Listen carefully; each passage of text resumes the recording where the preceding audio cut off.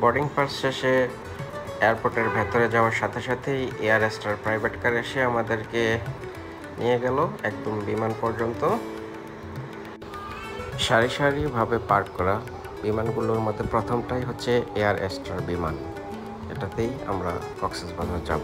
আর এই যে বাসগুলোতে সাধারণত যাত্রীদের ক্যারি করা হয়, বিমান থেকে নিয়ে যাওয়া হয় এবং বিমানের কাছে নিয়ে আসা হয়। আমরা এখনই বিমানের মধ্যে উঠে যাব।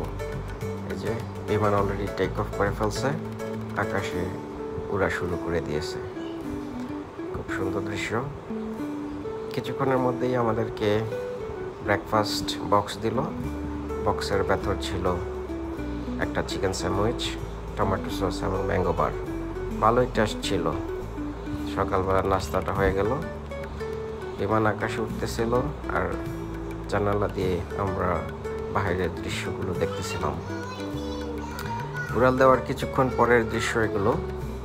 মাত্র 55 মিনিটের ফ্লাইটের পরে আমরা কক্সবাজার গিয়ে পৌঁছে যাই।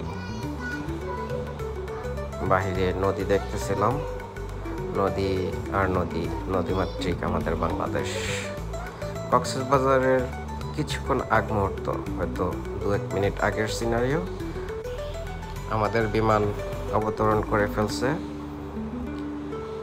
এই যে খুব সাকসেসফুলি বিমান অবতরণ করলো কক্সবাজার বিমানবন্দরে এসে।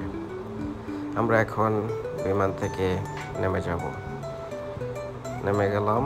আর এই যে বাইরের দৃশ্যটা ছিল এরকম। খুব কোয়াইট একটা বিমানবন্দর, কক্সবাজার বিমানবন্দর।